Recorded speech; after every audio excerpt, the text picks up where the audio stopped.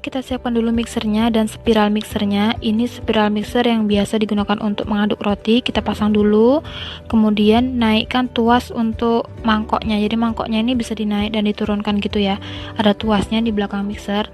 Nah, kalau spiral mixernya sudah terpasang dan mangkoknya sudah terpasang dengan bagus, baru dimasukkan bahan-bahan keringnya seperti tepung terigu, gula pasir, susu bubuk, ragi instan, seperti itu ya.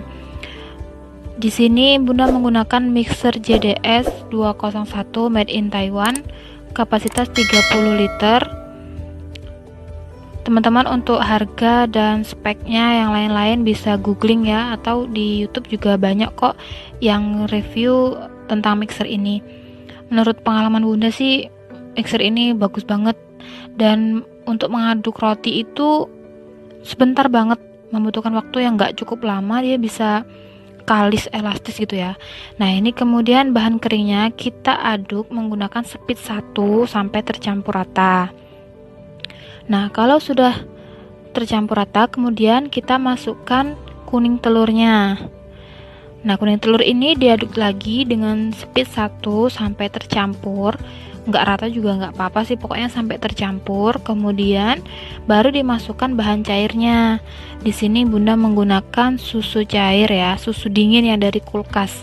Bisa sih dicampur dengan es batu, tapi es batunya tuh yang kecil-kecil aja gitu ya.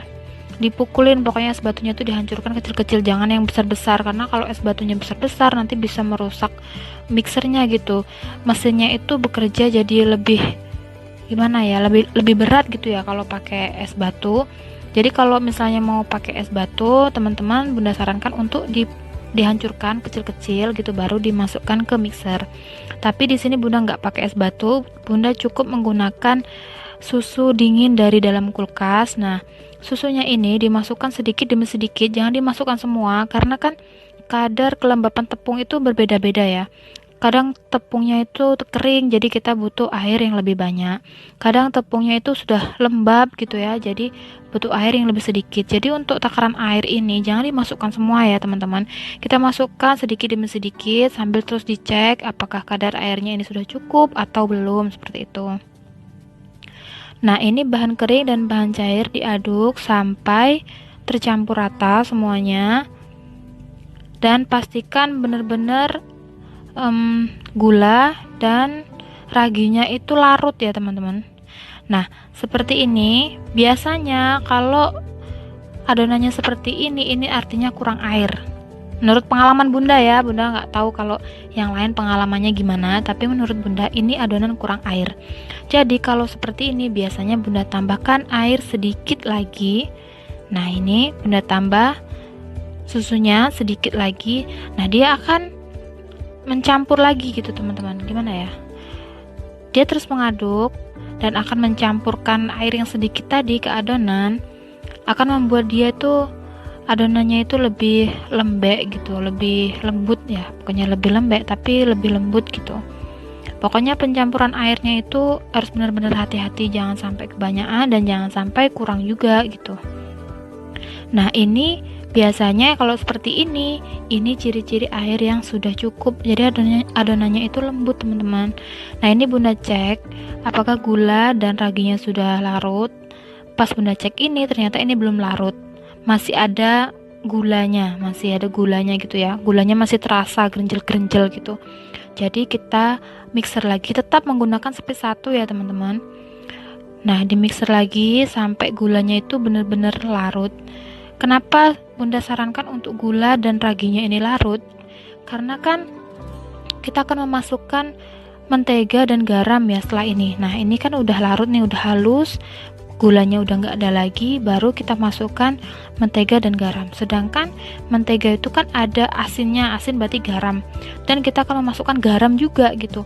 Nah, garam ini kan nggak boleh ketemu sama ragi kalau bisa ya, karena kalau ragi ketemu garam itu raginya itu akan mati gitu teman-teman. Jadi sebaiknya raginya itu yang berbentuk butiran-butiran itu biarkan larut dulu, habis dulu menyatu, benar-benar menyatu dengan bahan dengan adonan tadi ya. Pokoknya raginya itu benar-benar sudah larut, gulanya sudah larut, baru teman-teman masukkan mentega dan garamnya dan diaduk lagi sampai rata.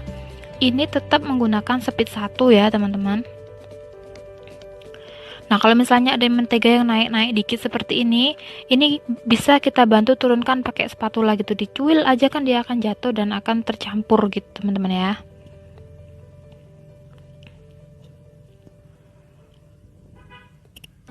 Nah, ini diaduk sampai tercampur rata. Nah, setelah tercampur rata, kita akan menaikkan ke speed 2. Tadi kan mengaduk dari awal sampai ke titik ini kita menggunakan speed 1. Nah, kalau sudah tercampur rata, kita akan menaikkan ke speed 2. Dan caranya jika menggunakan mixer planetary seperti ini, kalau mau menaikkan speed itu mixernya dimatiin dulu teman-teman. Nah, seperti ini. Ini saran dari perusahaannya ya, atau dari sales yang Bunda beli itu memang harus seperti ini katanya. Kalau mau menaikkan speed itu mixernya dimatikan dulu dari speed 1 langsung dinaikkan ke speed 2. Terus setelah dinaikkan tuasnya ke speed 2 baru dinyalakan lagi mixernya dan kita aduk sampai tercampur rata. Kenapa? Pertanyaannya ya, kalau pakai mixer yang lain kan mau naikkan speed langsung aja gitu ya, nggak perlu dimatiin dulu gitu, langsung aja diputer-puter naik.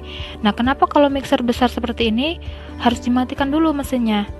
Katanya, nah ini kata bapak yang tempat Bunda beli dulu ya, katanya itu kalau misalnya dalam kondisi hidup, kalau mixernya dalam kondisi hidup langsung kita paksa naik ke speed 2, ini akan merusak gear yang di dalam itu loh teman-teman, jadi mesinnya juga akan terganggu begitu.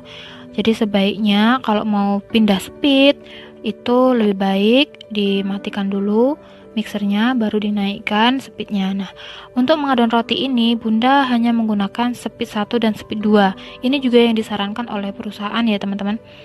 Jadi oleh perusahaan mixer ini maksud Bunda ya. Jadi kalau untuk roti itu roti, donat, bakpao, adonan berat itu hanya menggunakan speed 1 dan speed 2. Untuk pengkalisan itu speed 2 ya teman-teman. Nah, biasanya selama mengaduk adonan akan menjadi seperti ini, nempel di bowl atau nempel di mangkoknya seperti ini. Itu nggak apa-apa, jangan merasa panik dulu, ini pasti kebanyakan air nih. Enggak kok teman-teman, memang biasa kok seperti ini. Nah, kalau misalnya adonan menempel di mangkok mixer seperti ini, teman-teman bantu seset dengan spatula. Seset itu apa ya? Ya pokoknya dibersihkan dengan spatula seperti yang Bunda lakukan ini, dikumpulkan di tengah, kemudian ada adonan yang naik ke spiral mixernya itu teman-teman turunkan juga pakai spatula ya. Kemudian baru di mixer lagi. Nah, cara ini biasanya akan membuat adonan itu kalis lebih cepat teman-teman. Nah, biasanya setiap kali mengadon itu Bunda lakukan 2 kali paling banyak ya, membantu menurunkan adonan atau menurunkan adonan dari spiral mixer dan membantu membersihkannya dari mangkoknya ini. Nah, ini kan Bunda turunkan ya, kan adonannya naik gitu ke atas teman-teman. Nah, yang adonan yang naik ke atas ini kan tingkat kekalisannya beda dengan yang adonan yang di bawah gitu.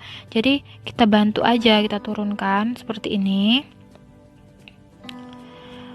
Nah, terus dibersihkan yang dari mangkok mixer, baru di mixer lagi sampai kalis. Nah, untuk waktunya, waktu kalisnya dari terakhir ya, dari mentega masuk sampai kalis elastis itu sebentar banget teman-teman.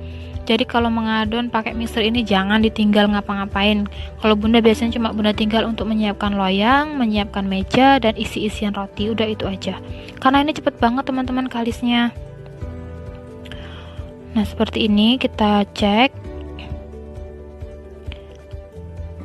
Kalisnya tuh kalis elastis sampai kategori window pane yang memang cocok banget buat roti. Pokoknya ini mixer keren banget, Bunda suka banget. Mixer impian Bunda juga ini, alhamdulillah Bunda sudah bisa memilikinya. Nah, ini ya, sampai kalis elastis seperti ini berarti ini udah kalis, udah siap dibentuk-bentuk menjadi roti. Nah, dimatikan mixernya ya.